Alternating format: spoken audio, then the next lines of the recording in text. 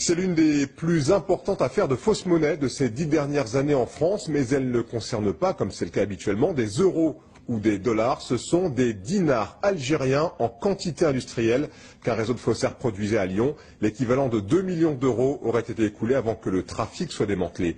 Jocelyn Huchet et Sophie Decroix. Un travail de professionnel réalisé dans une imprimerie qui fabriquait sans prétention des cartes de visite.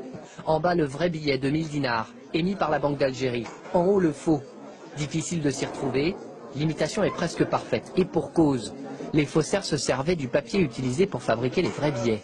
Plusieurs rouleaux de ce papier avaient été dérobés lors de l'attaque d'un camion à Marseille en 2006.